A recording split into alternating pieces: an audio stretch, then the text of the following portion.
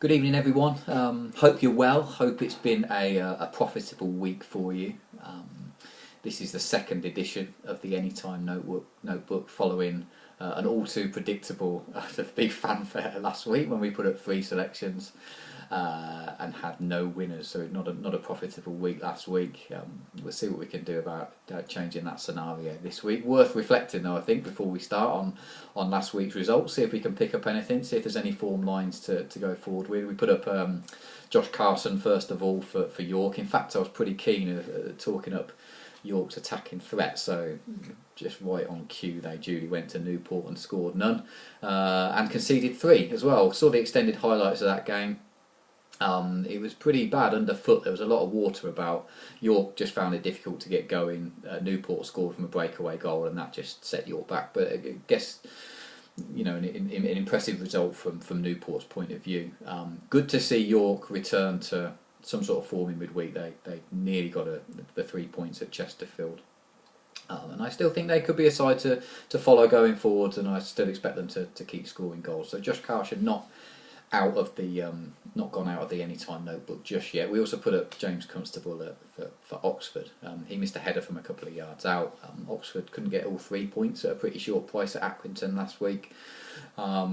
Dave Kitson got sent off, although I think if you're looking at Oxford's games over the next couple of weeks, I've seen Oxford a couple of times this year already, and I'm not sure Dave Kitson missing from that side isn't altogether a bad thing, so something to bear in mind. But onwards and upwards to this week then. Cheltenham are going to be the first team I'm going to talk about for the next couple of minutes. I think people are looking at Cheltenham maybe and thinking 3 wins in their last 5, a poor start to the season. Jamie Curitan back, scoring goals, things are looking rosy. This could be a team to follow. I don't think that's the case at all. I was at Wadden Road last week. I thought they were extraordinarily ordinary, to be honest. In fact, I weren't that too impressed with the Rochdale side that beat them. I thought they might have exposed Cheltenham's flaws a little bit sooner than the last 10 minutes in which they got their 2 goals. So what's Cheltenham's problems then? Well, they've got, I think Mark Yates has got a couple of problems. There's absolutely no width in this side. So he's kind of reverted over the last couple of weeks to this 4-4-2, and in the middle you've got a diamond, and I guess the attacking outlets in that diamond, they've got some options. Jermaine McGlashan is one of those, whatever you think of him. I guess he is an option. Sam Deering's another option, I guess, as well. But you've also got, what he's tried to kind of shoehorn, you've got Russ Penn, Jason Taylor and Matt Richards, and none of them particularly looked comfortable last week with receiving or wanting to receive the ball out wide. So they all kind of gravitate towards the middle, and that leaves plenty of space out wide. And I don't think Rochdale exposed it as well as what they could. Michael Rose, their left back, probably got the most joy down the left hand side. I thought, loads and loads of space out there, which is going to play a factor in this week's selection. Cheltenham, just to finish off that little roundup, they conceded 15 goals in their last 6 games on the road, which is good news for us, I guess, as they head to Northampton, who have, I guess, renowned this season for a lack of an attacking threat, but just signs that might have been addressed. All credit to Adi Boothroyd. There you go, you've got me on camera now as a Coventry City fan praising Adi Boothroyd for something. Maybe that's a souvenir to keep for later on. Luke Norris they brought in from Brentford, and he scored 2 in his last 2. A couple of really good finishes as well. I think he's having a positive effect on the rest of the team. Not least on this week's selection, which is going to be Stuart Dallas, who they've also brought in from Brentford as well. He's got a couple of goals already. He normally pops up on that right hand side, and I think he could get some joy this weekend. Northampton scored plenty of goals at home.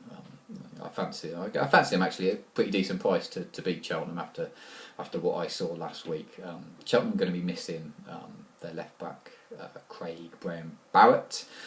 He was missing in the Cheltenham midweek win at home to Morecambe as well. Matt Richards slotted in at left back there, and I think Noble come into the midfield for Cheltenham. I think there's plenty of space out wide for Northampton, which I think they can exploit. I think they're a whole lot more positive about their attacking threats. I probably wouldn't have put up this if I wasn't too sure what threat they're going to pose in the top half of the field. But I think Stuart Dallas represents a good opportunity to get involved. He should get some space down the right hand side. I think he's going to go off around the 4-1 mark. So we'll put him up first. Stuart Dallas for Northampton, 4-1. Next, we're going to talk about Portsmouth then. So unbeaten in their last 4. Is Guy Whittingham beginning to turn things around there? Yeah, he could be. I think their defensive frailties are probably going to expose their limitations this year. They've conceded 12 goals in their last 6 games on the road. They were pretty poor defensively in that game on the telly a couple of weeks back against Plymouth. Conceded 4. I think we talked about York extensively last week. They conceded 4 at York, although I think John Sullivan, the Portsmouth goalkeeper at the time, he was at fault for most of those goals, and he hasn't been back in the side since. They had 45 minutes of football at home against Wycombe before that game got rained off in the week. That was more than enough time for Sonny Bradley to pick up a yellow card. So he's going to be suspended for this game. The trouble is they're away from home. They're at Torquay, and I look at Torquay and I'm looking desperately at someone to put some faith in from a Torquay point of view to stick the ball in the back of the net.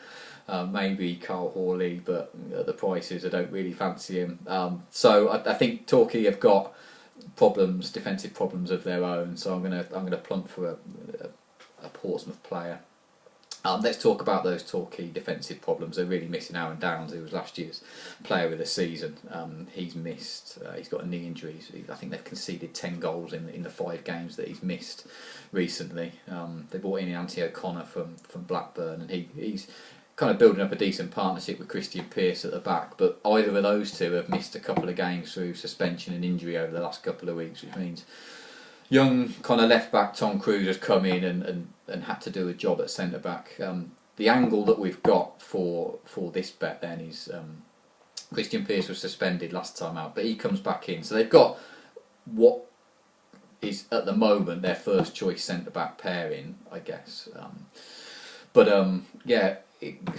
Kind of interesting to know that when those two have been available, despite the good job that Tom Cruise has been doing, he's been sat on the bench when those two have been available, and Kevin Nicholson has kept his place at left back, which is good news. He did that last time out against, I think it was Mansfield, where they kept a clean sheet. So could be good enough reason for Kevin Nicholson to start this week as well, which is good news, because I'm going to put up Jed Wallace, who normally pops up on that right hand side. I think he can cause a frail Torquay side some problems. I mean, Jed Wallace is, definitely within my top 5 players in that division in terms of an attacking force.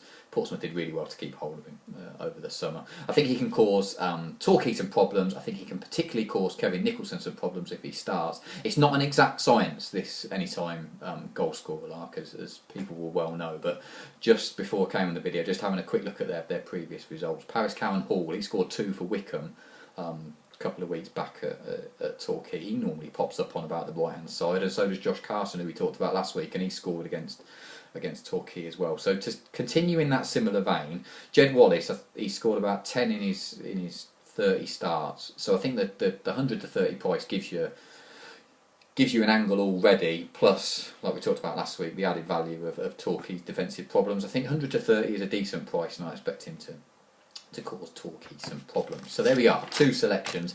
Worth noting as well, the only other notes, it was pretty kind of quiet week for me.